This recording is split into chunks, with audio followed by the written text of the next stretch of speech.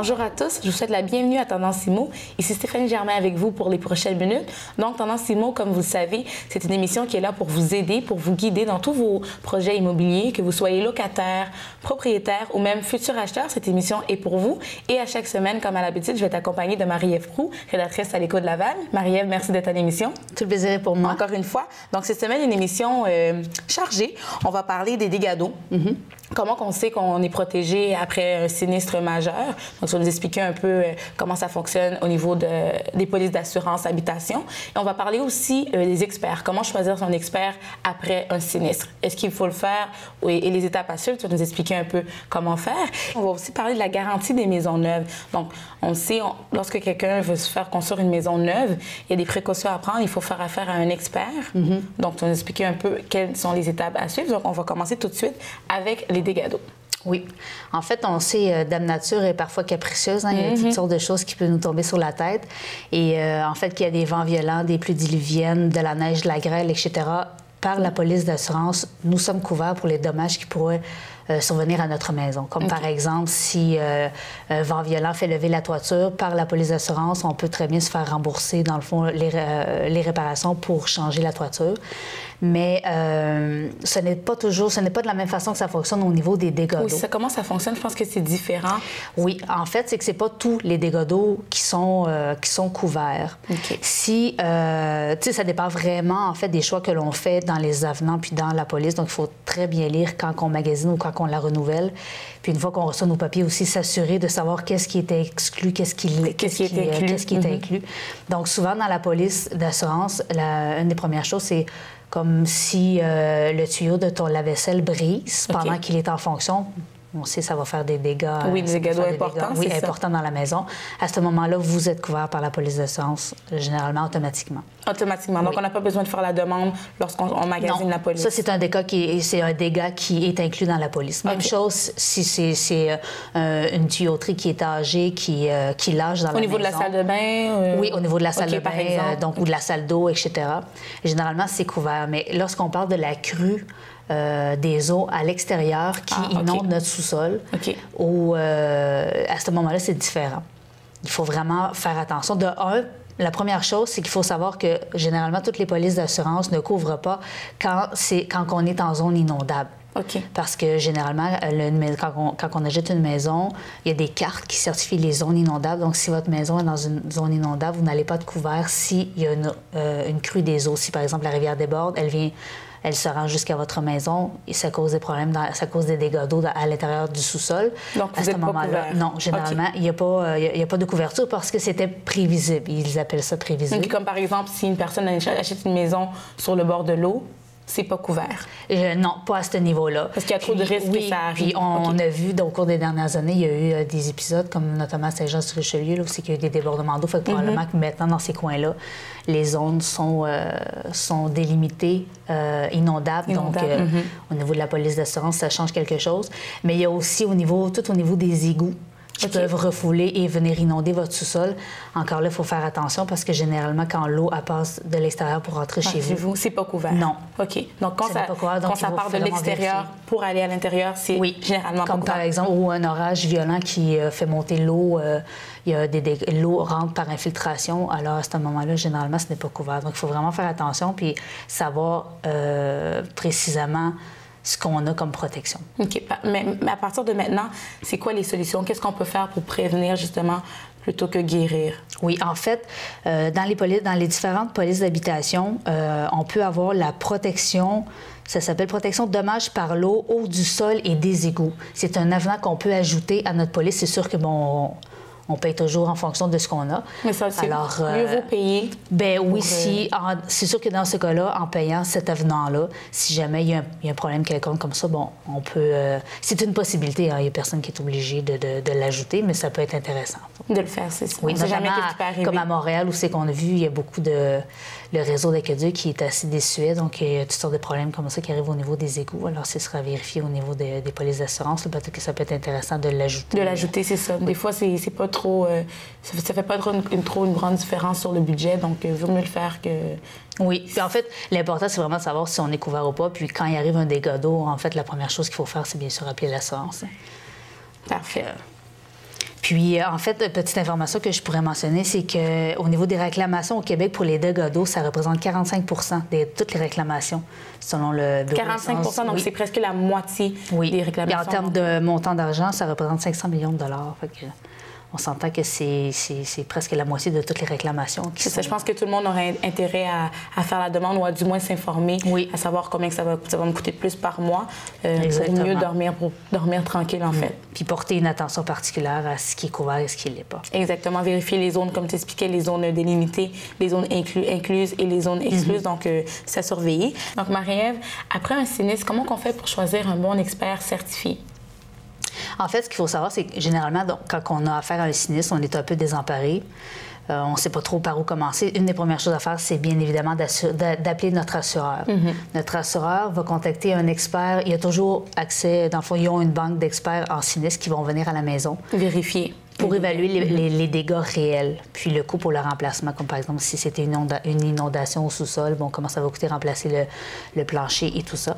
Donc, puis après ça, l'expert en sinistre, lui, souvent propose d'avoir accès à un entrepreneur qui va venir faire les rénovations. Mais ce qu'il faut savoir, puis ce qui est souvent pas mentionné, c'est qu'on a le choix de l'entrepreneur.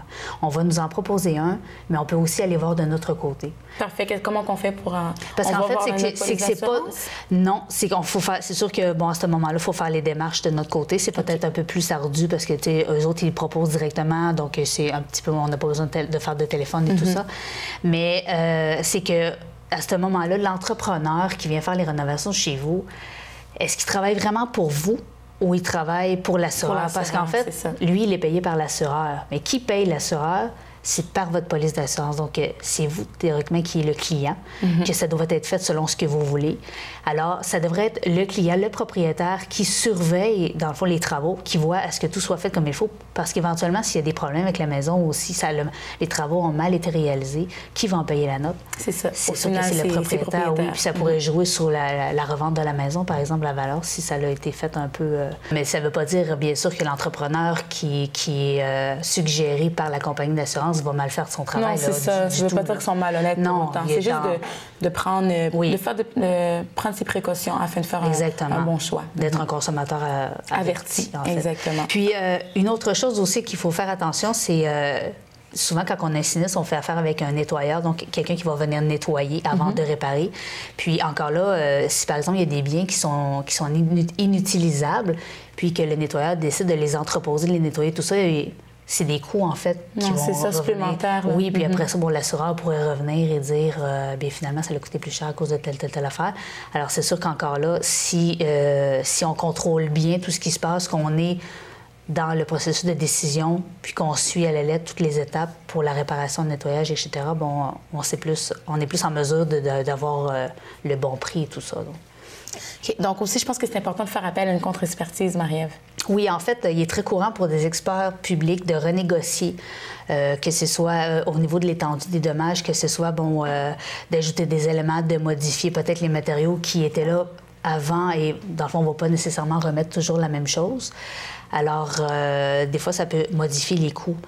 C'est important de regarder, de peut-être refaire une contre-expertise, à savoir, oui, l'expert en sinistre de l'assureur est venu à la maison, mais peut-être d'aller voir avec quelqu'un d'autre, est-ce que l'évaluation est juste? C'est ça. Si jamais il y a une différence de 2 000 oui, là, exactement. Parce qu'en fait, on en a toujours pour notre argent dans la vie. Hein, et si l'assureur dit, par exemple, que ça coûte pour 5 000 de dommages, il envoie son entrepreneur. Son entrepreneur sait que lui, il faut qu'il fasse les travaux pour 5 000 mais qu'en enlevant le plancher, par exemple, il se rend compte qu'il y a plus de choses à faire. Bon, c'est sûr que quelque part, il va couper. Il va s'arranger pour... il ne fera pas de cadeau. Hein. Il n'y a pas de cadeau dans la vie. Donc, d'avoir une autre idée, ou ça peut être aussi au niveau d'un autre entrepreneur, peut-être qu'il pourrait dire, bien, au lieu de... Moi, je n'utiliserai pas tel matériau à cause de telle ou telle raison.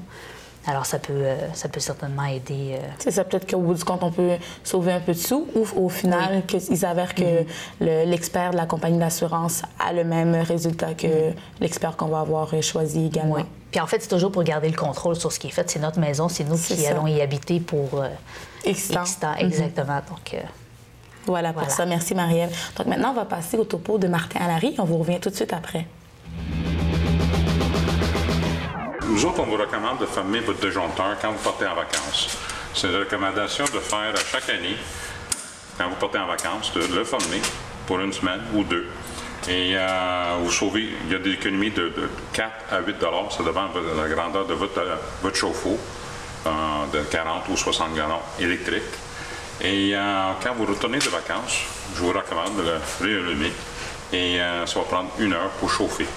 C'est toujours quelque chose d'efficace et tu sauves l'électricité de ne pas chauffer votre électricité quand vous êtes parti. Juste en dessous des chauffe-eau, on a deux modèles, de 60 gallons et de 40 gallons. On a installé des bacs de récupération.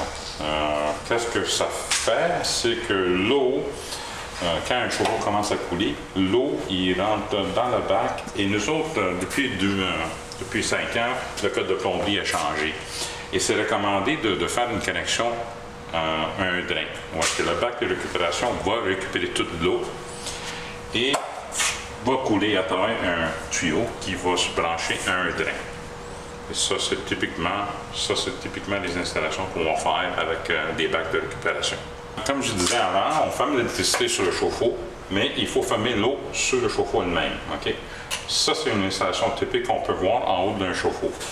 Il y a l'eau froide qui rentre dans le chauffe-eau. On vous recommande de la fermer en tournant la valve. Okay? Ça peut être différents modèles comme celui-là, ou ce modèle-là, ou il y a des autres modèles qu'on n'a pas en démonstration ici. C'est une des choses qu'on vous recommande de faire. Qu'est-ce qui va arriver, c'est que l'eau va rester dans le chauffe-eau juste en cas qu'il commence à couler. Il ne donnera pas d'air, le chauffe-eau va garder l'eau. Une autre chose à recommander à faire, c'est vous avez une entrée d'eau qui rentre dans votre maison ou dans votre condo. Cette entrée de l'eau, il faut la fermer aussi. C'est recommandé de la fermer. En même temps, vous testez l'eau de votre valve pour confirmer que ça fonctionne. Ça, c'est typiquement ce qu'on va voir dans un chauffe-eau résidentiel.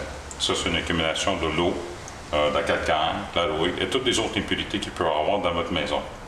Une des recommandations, c'est de faire un rinçage de votre chauffe-eau à chaque année. Laissez la pression sur votre chauffe-eau.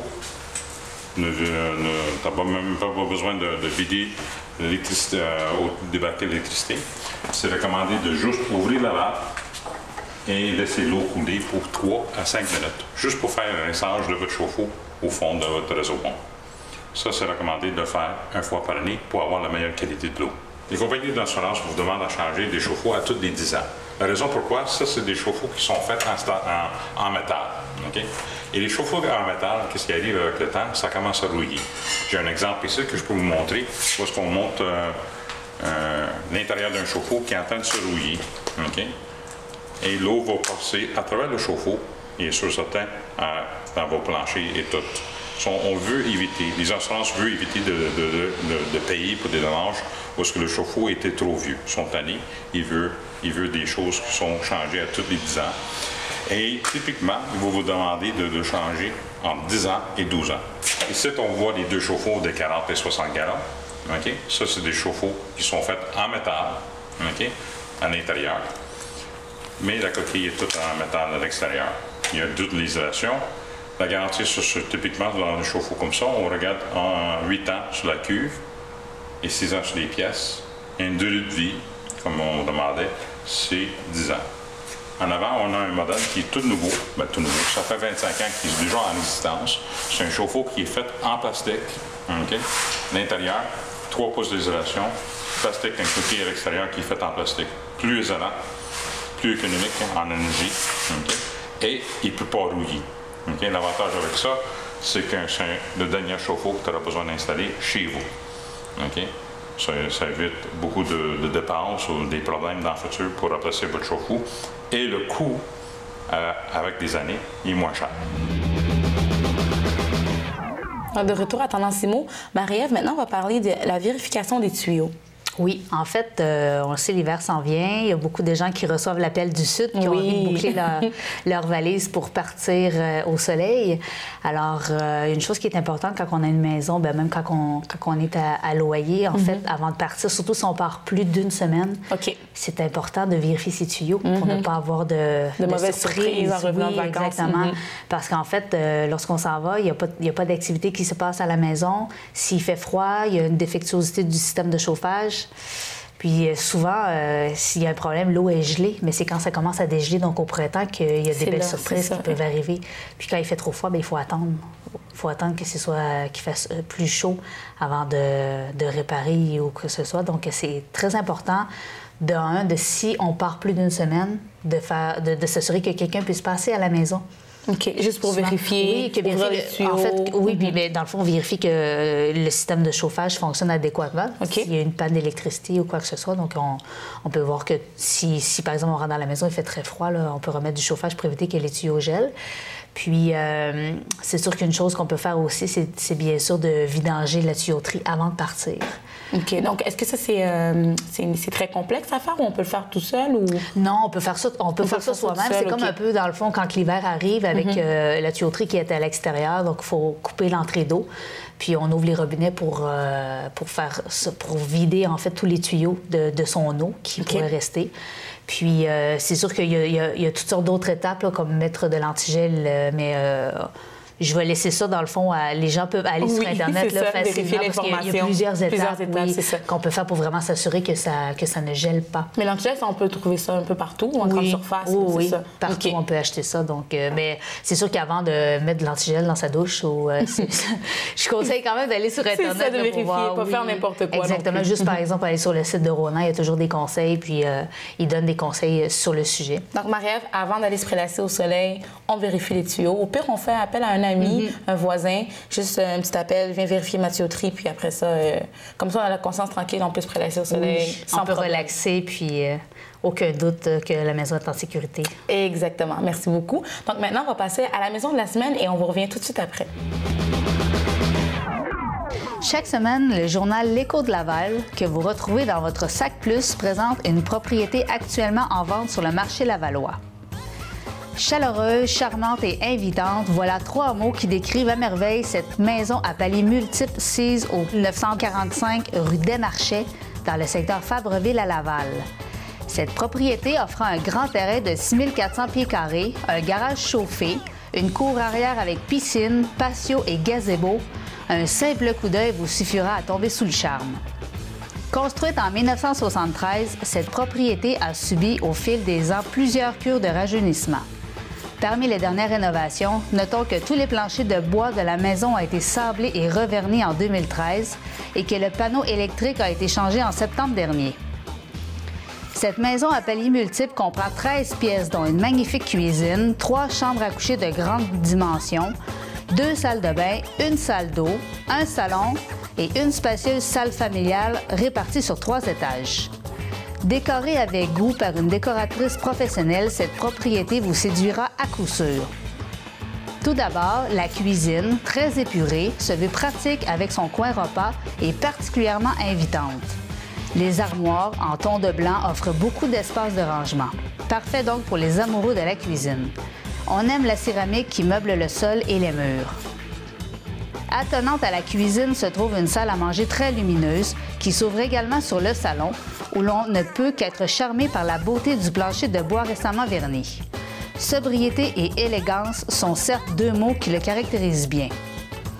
C'est à l'étage que nous retrouvons les 3 chambres à coucher de la maison. Encore une fois, la décoration y est charmante et chaleureuse. Une petite et coquette salle de bain vient compléter les 4 pièces qui se trouvent à l'étage.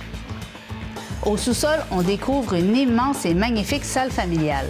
Avec son foyer au bois et son habillage de briques, cette pièce est tout indiquée pour le cocooning et les soirées ciné cet hiver.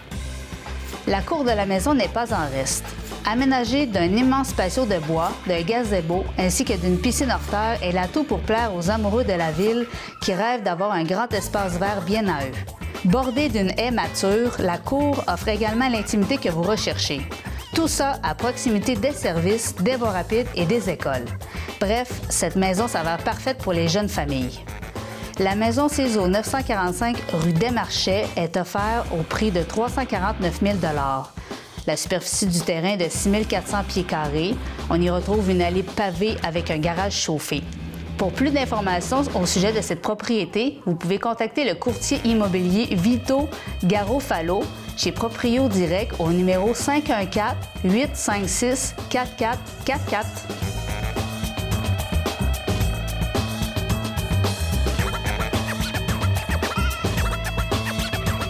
De retour à Tendance IMO, maintenant, Marielle, on va finir avec la garantie des maisons neuves. Pourquoi c'est si important de faire appel à un entrepreneur accrédité par la Régie du bâtiment du Québec? Oui, en fait, ce qu'il faut savoir premièrement, c'est qu'il existe des plans de garantie obligatoires au Québec pour les bâtiments résidentiels neufs. OK. Mais pour en bénéficier, il faut faire affaire avec un entrepreneur qui est accrédité à la RVQ, donc la Régie du bâtiment du Québec, comme tu viens de le dire. Puis, de cette façon-là, l'entrepreneur, il doit se soumettre à des obligations légales et contractuelles. OK. Donc, nous, on est protégés. Ça nous protège lorsqu'on construit la maison. Oui, exactement. En fait, c'est qu'à chaque année, il y a environ 30 000 nouvelles maisons qui se construisent au Québec.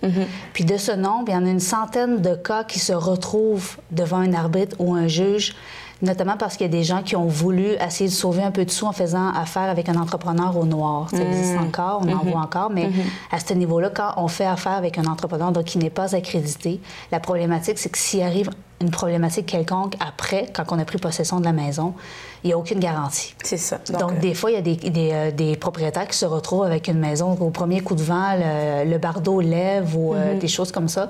Les filtrations d'eau, à mesure qu'il pleut un petit peu, ça devient problématique parce que ça cause des dommages et on a voulu sauver de l'argent au départ. Mais au final, on va en dépenser plus. Ben oui, parce qu'en fait, ça coûte tout au niveau des réparations. Ensuite, il faut aller en arbitrage ou bien généralement, c'est devant un tribunal parce que justement, on n'est pas couvert pour essayer de ravoir nos sous. Alors, c'est un petit peu compliqué.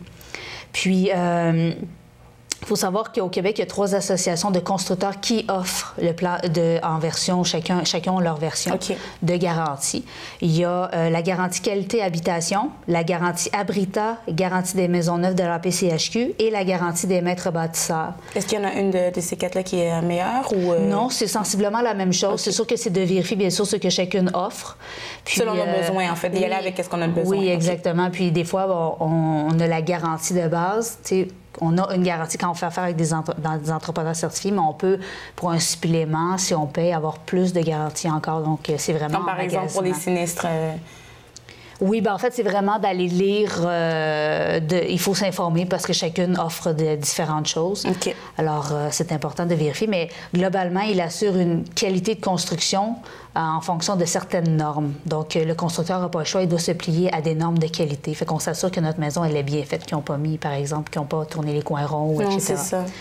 Et de cette façon-là aussi, on s'assure que notre investissement est protégé parce qu'on sait que se faire construire une maison neuve, c'est... Très dispendieux. Oui, c'est beaucoup d'argent. Beaucoup de dépenses, beaucoup d'énergie aussi. Oui, parce que, exactement, c'est un projet à long terme. Là. Ça demande beaucoup d'efforts, de temps, d'argent pour se construire une maison. Donc, on n'a pas envie qu'une fois qu'on prend possession de notre maison, que les problèmes déboulent l'un après l'autre. Puis, au niveau de la garantie des maisons neuves, ça l'oblige donc les constructeurs d'habitations neuves à rembourser à l'acheteur d'une maison neuve des acomptes jusqu'à concurrence de 39 000 $, si le constructeur fait faillite. Parce que c'est des choses qui arrivent aussi. Donc, c'est très intéressant de faire affaire avec un entrepreneur. Il y a un notaire qui m'informait, en fait, qui disait que quand le milieu de la construction neuve va bien, et généralement, il n'y a pas de problème, mais quand ça commence à ralentir, comme actuellement, c'est à ce moment-là que les clients, les consommateurs doivent être plus prudents. Parce que les constructeurs qui n'ont pas les reins assez solides pourraient devoir faire faillite. Et c'est à ce moment-là que c'est important d'être protégé parce qu'on n'a pas envie de perdre tout l'investissement qu'on a déjà mis pour notre maison pour ensuite être obligé de se refaire construire ailleurs. C'est ça. Donc, par exemple, s'ils font faillite, nous, ça n'a aucun impact. En fait, généralement, comme c'est ça, au niveau des acomptes, on se fait rembourser les acomptes jusqu'à la concurrence de 39 000 $. Il y a aussi au niveau des retards, chose qui arrive beaucoup plus souvent. En plus, quand l'industrie va mal, bon, ils perdent des projets ici et là, ce qui fait qu'ils peuvent prendre un peu de retard. Si à ce moment-là, par exemple, toi, tu avais prévu d'emménager telle date, tu n'as plus de place pour rester. Donc, la garantie va entreposer tes meubles, payer jusqu'à 5 500 $ pour, par exemple, te relocaliser, entreposer tes meubles, le déménagement, parce que là, il va falloir que tu déménages 2 fois. Ça. Donc, le temps que ta maison soit construite, tu dois te trouver une place. Alors, si tu n'es pas protégé pour ça, ça peut causer bien des tracas à bien des gens. Des maux de tête aussi, hein? Oui, bien oui, c'est sûr. Donc, c'est bien important. Puis, en fait, aussi, au niveau de la garantie, ça stipule aussi qu'avant de prendre possession de la maison, parce que légalement, c'est vraiment là que c'est le plus important, tu prends possession de ta maison et c'est que tu acceptes le produit qu'on te livre. Donne, c'est ça. Exactement. Donc, c'est important de faire l'inspection. Tu fais le tour avec l'entrepreneur. Un entrepreneur même? OK. Oui, parce que avec l'entrepreneur, mais justement, tu fais appel avec un expert qui va être capable de te guider puis de dire OK, parce qu'en fait, il peut te dire oui, j'ai fait telle chose, tout ce qui était sur la liste qu'on avait prévu. Mais si tu t'y connais pas vraiment, bon, est-ce qu'il l'a fait comme il faut? C'est un peu difficile. On peut pas le savoir. Oui, exactement. Puis une fois que c'est fait, c'est fait. Si tu l'acceptes comme ça, tu signes le papier, bon, tu acceptes. Eux, ils s'en lavent les mains. Oui, tu l'acceptes tel que tu l'as vu. Il te l'a montré, tu l'as accepté. Alors l'inspecteur va pouvoir venir aider, puis en même temps, il va remplir un rapport. OK. Et le rapport peut être très utile au niveau de la garantie. Donc le rapport, est-ce qu'on peut s'en faire une copie? Oui, automatiquement, l'inspecteur va en donner un. Je ne sais pas s'il en donne un automatiquement à l'entrepreneur, mais c'est sûr que le propriétaire va avoir une copie de l'inspection, à savoir, par exemple, s'il y a des choses à changer, si ça a bien été fait, ou s'il y a des choses qui ont été faites, les coins ont été tournés plus ronds. Donc, c'est important à ce niveau-là. Puis, par ailleurs, aussi, au niveau des vis cachées, parce qu'on en a déjà parlé précédemment, ça peut arriver aussi quand c'est les cas de construction neuve. Alors, au niveau des vis cachées, on a 3 ans après la possession de la maison pour envoyer une lettre au constructeur pour réparer les vis. Et par la garantie des maisons neuves, en fait, l'entrepreneur est obligé de réajuster la situation. Puis, si jamais il refuse de payer à ce moment-là, tu as accès à un arbitre. Donc, tu vas en arbitrage au lieu d'aller au tribunal, ce qui sauve bien des coûts, bien du temps, parce qu'on sait que le tribunal, c'est... L'arbitrage, elle est offerte, c'est ça? Oui, exactement. Okay. Parfait. Exactement. Donc, ce qui est beaucoup mieux que d'entamer des procédures judiciaires qui peuvent durer des années, des années. Ça va être long, long. Puis souvent, pendant ce temps-là, donc, on ne peut pas nécessairement faire des réparations. Donc, c'est bien de bénéficier de la garantie puis de s'assurer de faire affaire avec un entrepreneur accrédité. Comme ça, on sauve du temps et on sauve de l'argent aussi. On s'assure que tout est fait comme il faut aussi. Hein, c'est important parce que, comme on l'a dit au début, c'est vraiment un investissement important. C'est beaucoup d'argent, beaucoup de temps. On n'a pas envie d'avoir plein de problèmes après, donc non, c'est ça. Donc, on fait les choses comme il faut. Donc, est-ce qu'il y a un site Internet qu'on peut aller vérifier? En fait, quand on va voir sur la PCHQ, tu as aussi les maîtres bâtisseurs. Généralement, ils parlent de leur garantie. On peut avoir toutes les informations. On peut les appeler aussi pour qu'ils nous donnent exactement quels sont les détails. Et c'est vraiment important de lire la garantie comme il faut, savoir ce qui est inclus, ce qui est exclu. Donc, c'est important de s'informer aussi puis de prendre le temps de voir qu'est-ce que, par exemple, moi, j'ai besoin par rapport à ce que l'assurance offre. Donc, c'est encore une fois, on parle de magasinage. Donc, il faut prendre le temps. C'est sûr que c'est long. Des fois, ça peut sembler pénible, mais au bout du compte, ça vaut la peine. Puis toujours bien lire, en fait. C'est ce que les gens, des fois, ils contournent un peu. C'est là, des fois, ils nous remettent une paperasse qui est un peu longue, mais c'est important de bien lire pour bien comprendre. Et si on ne comprend pas, de poser des questions pour être certain de, justement, d'avoir bien compris toute la garantie puis tout ce qu'on a le droit et ce qui nous est pas offert. Donc, merci beaucoup, Marie-Ève, pour toutes ces informations pertinentes, comme à chaque semaine. Oui, puis pour plus d'informations, les gens peuvent consulter l'Écho de Laval, qui sera publié dans le Sac Plus à compter de mercredi. Parfait. Je te remercie beaucoup. Et à la maison, je vous dis à la semaine prochaine.